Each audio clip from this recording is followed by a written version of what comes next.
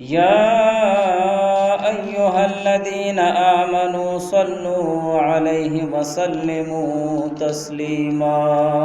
درود شریف ولولئ اللهم صل على محمد كما تحب وترضى له اللهم صل على محمد وأنزله المقعد المقرب عندك يوم القيامة جزا الله عنا محمدا صلى الله عليه وآله وسلم ما هو أهله رب اشرح لي صدري ويسر لي أمري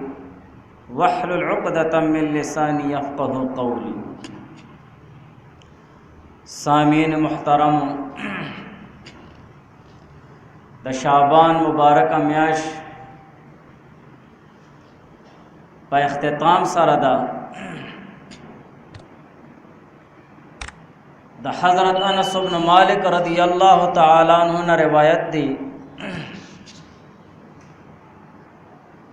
چې د حضور پاک صلی الله علیه و آله وسلم کم اکابر او لوی صحابه دا غي معمول مبارک د شعبان میاشت شروع کېدو سره داو چاغوی بخپل کارونه وړاندې رستو کړل او د خپل مالونو نه به زکات وستو چې دا د غریبانو په کار راشي او همدارنګه چې شعبان میاش په شروع شو نو دې صحابه وبا چې کم قیدیان وو دا غي فیصله به وکړي چې چا باندې به شرعي حد او سزا جاری کېدن هغه به سزا ورکړه او چې کم د رها کولو نو هغه به رها کړل او همدارنګه پل موزو دس کې به چدونو زیاتواله وکړو او د قران پاک تلاوت به زیات شروع کړو او غسل به وکړو او د الله تعالی د پاره د رمضان په انتظار کې به چدونو اعتکاف ته بکې ناستل دا د صحابه معمولو زما محترمو د شعبان دا مبارک میاش دا دراتون کې میاش د رمضان د پاره یو استقبالیه میاش ده او حضور پاک صلی الله علیه و آله وسلم به دعا فرمایلا اللهم بارک لنا فی رجب و شعبان وبلغنا رمضان چې یا الله مونږ لا پر رجب او په شعبان کې خیر او برکت را نصیب وګرځي او رمضان ته مونږ ورسه نو د رمضان دا مبارک میاش را روانه ده مونږ ټول مؤمنانو مسلمانانو دا ذمہداري جوړيږي چې مونږ دې د پاره د صحابه غونته چې دنو هغه معمول جوړ کړو او خپل کارونه خپل روزګارونه غړان دي رستو کویو او اوسنه چې دنو د رمضان د پاره چې دنو یو تیارې شروع کویو چې د رمضان دا مبارکه او د برکتونو ول میاش او د بخنه میاشته او د الله تعالی خصوصي رحمت پدې کې راوړيږي چې داغه د پر ز بالکل اوسګار یم نو د شعبان دا مبارک میاش حضور پاک صلی الله علیه و وسلم با د شعبان پدې میاش کې چې د ډیر زیات روزه بنولې او د دې روزو نیولو مقصد سو لتعظیم رمضان د رمضان د تعظیم د پاره د رمضان د عظمت او د بڑای د وجه چې د حضور علیه السلام با په شعبان کې بروجی نیولې چې دا مبارک میاش را روانه ده او د دې مبارک میاش ته استقبال هغه د شعبان میاش سره چې دنو وکړي شي او د استقبال طریقه څه شه ده چې مونږ په دې کې شعبان میاش کې د الله تعالی عبادت لګ زیات کو لګ لګ بزیاتو نو چې د روزي میاش راشي نو د ډیر عبادت کول زمونږ د بدن بچدنو هغه عادت شي وي ډیر تلاوت کول چې دنو هغه مونږ باندې بوج کیږي نه اوسنه چې مونږ د الله تعالی کور د پاره د الله تعالی عبادت د پاره وخو باسو نو پر روزه کې بچدنو ډیر وخت استو د پاره مونږ چې دنو تیار بشو نو د روزي د میاشت استقبال طریقہ کار طریقه دا ده چې مونږ اوسنه شعبان په میاشت کې چې ده موزو 10 لک زیات کو کومه چره پرزش پکې لس نوافل کو نو لږ نورم زیات کو، دو رکعات ور سره روزانه زیات کو یو که مونږ روزانه د قرآن پاک تلاوت هغه مونږ نیمه سپاره کو نو سپاره دی کو یو همدارنګه چې دنو څو ورځې پس یو نیمه سپاره شي نو چې د روژې میاشت راځي نو زمونږ دا بدن به چې دنو ډېر عبادت دپاره چې دنو هغه تیار به عادت شوی به وي. نو د روژې د میاشتې دپاره دا یو استقبالیه میاشت ده چې دا اخیری ورځې دي د شعبان، چې د شعبان د اخیری مبارک ورځ مونږ نه دغه شانتې چې دنو تیرې نشي چې په دې کې مونږ د الله تعالی عبادت وکړو او حضور علیه السلام چې کومه دعا غوښتې ده اللهم بارک لنا فی رجب و شعبان، چې د دې دا دعا مونږ دپاره الله تعالی د خیر ذریعه وګرځوي چې یا الله دا رجب تیره شوې میاشت هغه تیره شوی او د شعبان کې راته خیر او برکت وګرځوي او ډېر زیات عبادت کولو مال توفیق راکړي او یا الله زما ژوند کې برکت راکړي چې رمضان میاشت له زه ورسم. نو اوس نه چې دی د صحابه رضوان الله تعالی علیهم اجمعین د هغوی طریقه کار داو چې شعبان میاشت شروع شوه نو خپل کارونه به چې دی نو وړاندې وروستو به یې کړل او ځان به چې دی د رمضان دپاره اوزګار کړو. مونږ له هم پکار دی چې د صحابو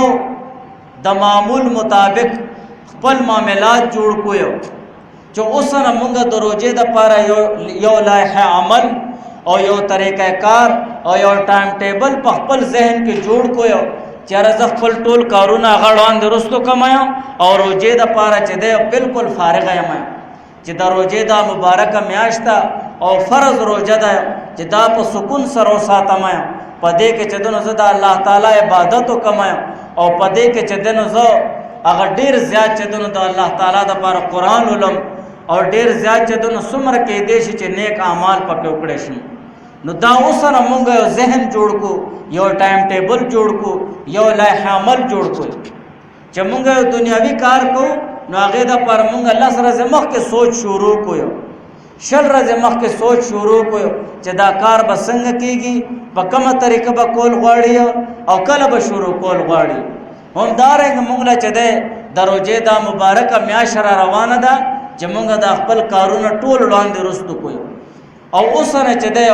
په خپل عبادتونو باندې نظر واچو چې زه کم عبادت کوم، فرض مونځ کوم، نوافل کوم، قرآن تلاوت کوم یا د الله تعالی ذکر کوم یا زه نور چې دونه رفاهي او نیک کارونه کوم چې په هغې کې زه لږ زیاتوالی وکړم. اوس نه چې لږ زیاتوالی وشي نو د روژې د میاشت کې چې دی ډېر زیات چې دی نو نیک عمل کولو هغه بدن چې دی نو طاقت لري او عادت شي. لیکن زما محترمو هر مومن مسلمان دپاره چې دی سر فهرست ټولو ناول مونږ ټول مومنانو مسلمانانو دپاره د ټولو عباداتو کې ضروري شي هغه مونځ دی چې مونږ په خپل مونځ باندې نظر واچو چې زما د مونځ کومې درجې دپاره دی، چې په کومه درجه کې دا زما د مونځ پروت دی. ځکه مونځ د مومن مسلمان په زندګۍ کې دا یو انقلابي حیثیت لري، یو داسې انقلاب راولي چې د هغه سوچ او تصور کې هم نه راځي کله چې د مومن مسلمان صحیح مونځ جوړ شي. نو موږ له خپل مونځ باره کې چې دونه هغه سوچ کول پکار دی چې یاره زه مونځ کوم څنګه مونځ کوم. ځکه حدیث کې راځي حضور علیه السلام فرمایي چې یو کس په شپېته کله د الله تعالی عبادت او مونځ به کوي لیکن یو به هم قبول نه وي. ولې؟ رکوع به صحیح کوي نو سجده به یې صحیح نه وي، که سجده صحیح کوي نو رکوع به یې صحیح نه وي. ټولو ناول چې دنو مونږ په خپل مونځ باندې نظر واچو که چېرې مومن مسلمان غواړي چې هغه صحیح د الله تعالی خدا پرسته انسان جوړ شي او د حضور علیه السلام سنت طریقې د هغه ژوند کې راشي او څومره بدکارو او څومره حرامکارانې او څومره ګناهونو کې هغه مبتلا دی، حسد بغض کې مبتلا دی، غیبت کې مبتلا دی، د هغه ذهن، د هغه ژبه او د هغه چې دنه غوږونه هغه ګناهونو سره چې دنو د الله تعالی په نافرمانۍ سره ککړ وي نو د هغې دپاره ضروري شی دا دی چې هغه خپل مونځ باندې نظر واچوي چې زما مونځ کومه درجه کې دی. ځکه حضور پاک صلی الله علیه و وسلم نه صحابو تپوس وکړو د حضور علیه السلام د دې ارشاد متعلق ان الصلاة تنهى عن الفحشاء والمنکر چې بشک دا موس چې دی دا من کوي د نارواونه او د ناشایسته او د بیکاره کارونو دا موس من کوي. حضور علیہ السلام فرمایل د چا موس داسې نه وي نو هغه موس دی نه. نو زما محترمو ټولو نه اول چې دنو موږ خپل موس باندې نظر اچول پکار دی چې زما دا موس کومه درجه لده ما نه دا ګناه ولې نه وزي. حضور علیہ السلام ته چې دی صحابه ورز وکړو یا رسول الله دا فلانه کسو د الله تعالی عبادت داسې کوي او درز بیا چې دنو هغه غلاګانې کوي. حضور علیہ السلام فرمایل ان قریب چې د موس بچدنو د کار نه با او د ګنا نه بچدنو د موس به دی واړی. نو زما محترمو ټولو نه اول چې د سره فهرست مونږه په خپل موس باندې نظر واچو چې راز د موس داسې طریقې سره د الله تعالی د پاره حکم چې دا یو معیاري موس جوړ شي او یو داسې معیاري انداز سره موس جوړ شي ته الله تعالی په دربار کې ډایرکټ قبليږي. ځکه دا خو د الله تعالی نه برای راست د غوښتو یو ذریعہ ده. هر یو زورور دی او کمزور دی هر څوک چې دی هغه الله تعالی نه په موس سره چې دنو برای راست د الله تعالی نه مدد غواړي. نو ټولو نه اول سره فهرست مونږ په خپل موس باندې نظر واچو چې زما د موس کومه درجه لده زه دې کې رکوع څنګه کوم زه دې کې سجده څنګه کوم زه د موس دا سبق څنګه وایم. ګوره د دنیا دا کارونه از د کولو د پاره مونږه د هر چا مخ کې چدنو هغه سرخ کته کو کومه یو هنر از د کو یو نور کار از د کو نو مونږه چدنو هغه کې داغه استاد نه چې د کنزلم برداشت کو والټا کولم برداشت کو بیزتیم برداشت کو. نو د الله تعالی دین خو ډیر غټ شی دی د لپاره خو د عمر او د وخت لحاظ نشته دی بلکې مونږه هر وخت چې دی د الله تعالی د دین د ذکر د پر ځان تیار ساتل پکار دی. د علماء سره د طلباء سره د حفاظ سره او د نیکانو صالحانو سره ربط وي چې حضرت مال دا شی او خیا او ما دې شی باندې پوي کایم دا مو سبق زما وورا زما دا مو ډانچا دا دې باندې جیو نظر واچوي زدا مو څنګه کومه دا صرف یو ورځ د پاره نه او د یو کال د پاره نه بلکې دا ټوله ژوندۍ به دا شانته مونږ له چدن هغه کول پکار وي. حسن بصری رحم الله تعالی فرمای چې درې کارونه دي هغه درې کارونو متعلق هر مؤمن مسلمان د خپل ځان باندې نظر واچي چې کچره دې درې کارونو کې او مؤمن مسلمان له لذت محسوسيږي او هغه مزه محسوسيږي او یو سکون ورته حاصلېږي نو پوښي چې داغه تعلق الله تعالی سره جوړ دی هغه د الله تعالی معرفت او د الله تعالی نزدېکت حاصل دی. د حضور پاک صلی الله علیه وسلم تعلیمات ور طرف ته هغه ذهن تلی شي او هغه چې دنو د حضور علیه السلام په تعلیماتو باندې عمل کول شي او کچره داس نه وي یو مؤمن مسلمان لره په دې دریو کارونو کې لذت او سکون او خوږواله نه محسوسيږي نو پوښي چې زما تعلق الله تعالی سره نه دی جوړ. نو زما محترم مو خراغلی دی دنیا ته الله تعالی را لګلیو چې دا الله تعالی سره د انسانانو او د ټولو انسانانو تعلق د الله تعالی سره جوړ شي. د مؤمن مسلمان د ژوند مقصد او خلاصه دا ده چې د الله تعالی سره تعلق جوړ شي. دا څومره انبیاء علیهم السلام الله تعالی را لګلی دي هم دغه مقصد د پاره چې د ټول انسانانو تعلق د الله تعالی سره جوړ شي. رومبه شی چې د حسن بصری رحم الله تعالی فرمایي هغه ده چې موز چې کم مؤمن مسلمان لره په موز کې سکون حاصلېږي په موز کې ورته لذت حاصلېږي هغه چې ده دو رکعات د الله تعالی د پاره منځو کې او بیا وای چې دو رکعات نور کوم الله د پاره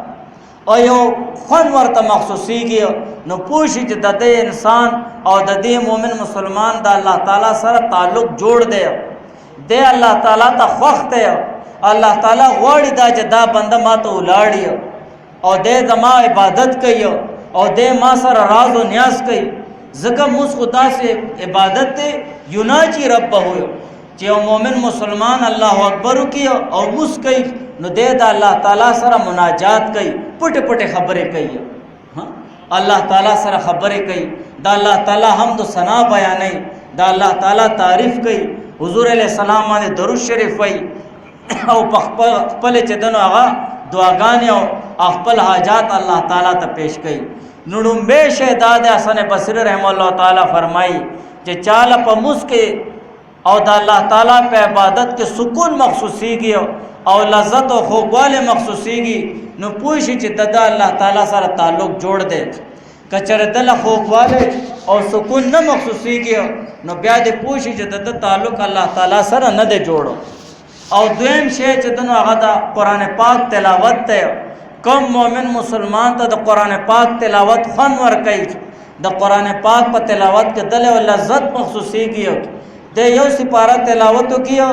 بیا د دل دماغ کې راشي چې څومره خوند کوي د الله تعالی کلام دی، د الله تعالی قران دی. یو پاو پر سره نور وم چې پاو نو بیا وي یره څومره خوند کوي. دا لذت د مخصوصيږي، هغه خوندواله د مخصوصيږي چې نور چې دنو الله تعالی غواړي چې زما دا بنده دې زما دا قران او زما دا کلام دې لولیو، نو دل چندنو خود مخصوصيږي، نو پوښي چې د تعلق الله تعالی سره جوړ دی. الله غواړي چې زما دا انسان او زما دا بنده دې زما دا قران دې وای. او کچره داس نه ویو د تعلق د چې د قران پاک تلاوت ته ډډ نه لګیو، تلاوت د قران پاک تلاوت کې دل خوند نه مخصوصيږي، یا د قران پاک تلاوت کې دل لذت نه مخصوصيږي، او زر چې دنه یو پاو ویلې یا نه دی ویلې او پکې کله خبرې کړي سکړي او بس قران بند کیو کې دین پوښي چې د تعلق الله تعالی سره نه دی جوړ. او دریم شی چې دنه د الله تعالی ذکر دی، کم مؤمن مسلمان د الله تعالی ذکر لکینی او د الله تعالی ذکر کوي سترې کې سرم چې ویو هغه د الله تعالی نوم سره ویو، د الله تعالی صفات سره ویو، یا درود شریف سره ویو، لیکن هغه ذکر کې دل او لذت مخصوصيږي. سل پیره سبحان الله وای بیا وای یرا سل پیره به نور و سبحان خوان کوي، یو سل پیره الحمدلله وای یرا سل پیره به نور و، یو سل پیره الله اکبر وای بیا ذهن کې راشه سل پیره به نور و ما. درود شریف وای حضور علیہ السلام باندې څومره خوان کوي.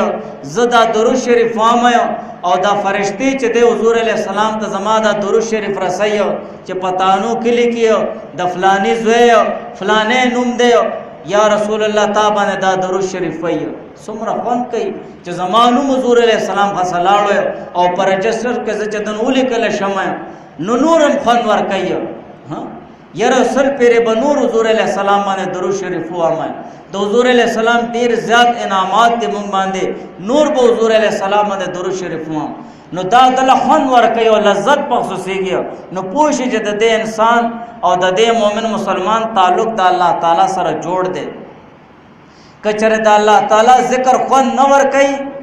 نو پوښي چې د تعلق الله تعالی سره نه دی جوړ. اوس مونږ خپل سوچ کوو چې دا درې وړ خبرې مونږه صبر موجودي مسلک مونږ راځي نو زمونږ زړه نه غواړي الکه مزله زوي رالم مزله پښلو جګړو باندې مونږه مزله راځي، پښلو منتونو باندې مونږه مزله راځو او بیا مونږه څنګه یا بس ما کوډ مز وی کته پورته شه فارمیلیټیز پورا کایو بس شیخ موضوع شو ځای دا مز نه د زما محترم قرآن تلاوت کو بھائی تا قرآن لست دے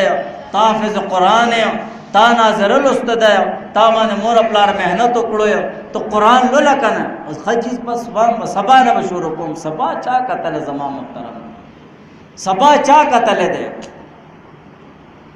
نو قرآن تلاوت ته چدنو زمونږ ډډ نه لګیو دا الله تعالی کلام ته زمونږ ډډ نه لګیو کومګ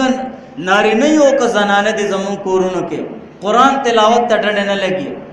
الکه ذکر لګولو کا او کا ساری مز دی وکړو بس ساری مز کو ځای کور ته لړشي یو دوشي یا چرته غب شپیو ذکر خو بالکل زما محترم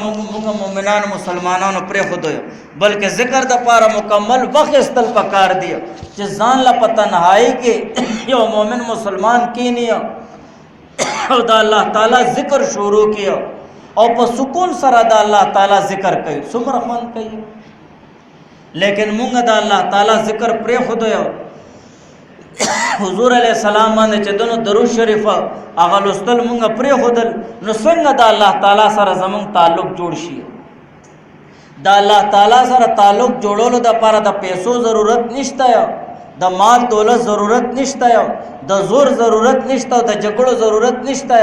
د الله تعالی سره تعلق او د حضور علیہ السلام خوشنودی او خوشاله والے او حضور علیہ السلام محبت دې د پاره چې دنه د الله تعالی در طرف ته راتل دي د الله مست طرف ته د الله قران طرف ته دا روزه را روانه ده دې د پاره مونږ اوسنه چې دنه ذهن کې تیارې شروع کوو چې مونږ اوسنه تیارې شروع کوو مونږ له په الله تعالی اجر راکړي که یو دنیوي کار د پاره مونږ میاش مخکې سوچ کولې شو نو دا الله تعالی دا مبارکه میاش را روانه ده کتب علیکم الصیام کما کتب علی الذین من قبلکم دا فرض روزه ده چې مونږ دې د پاره سوچ کو نو الله تعالی څومره چې دنو رضا را کوي څومره خوشاله کې زما د بندگان روزه را لانه دراغله دوی اوسن ورته سوچ کوي چې څنګه بندوبست وکوم خوراک کاک نه رزق فراخ شي پر روزه کې تبه نه غواړي او شی بتا باندې الله پاک خوري اصل شی چې دونه د عبادت فکر کول دی چې زه د خپل کارونه وړاندې رستو کمایم د خپل کاروبار د خپل قرض چاله ورکول وی چانه غشتل وی ټول لین دین برابر کم چې روزه کې زه په دل جمعي سره او په سکون سره د الله تعالی عبادت وکړم شم چې نه ما څوک تنګ او نه څوک تنګوم زما محترم دا مبارکه میاش را روانه ده چې مونږ دې د پاره اوسنه چې دنو یو لایحه عمل او یو ټایم ټیبل او یو ترتیب اوسنه ورته چې دنو جوړ کو ټول ملګری به ان شاء الله دا شکو کنه ان شاء الله دعا وکي الله تعالی زموږ عمل کولو توفیق را نصیب وکړي سبحانك اللهم وبحمدك اشهد ان لا اله الا انت استغفرك واتوب اليك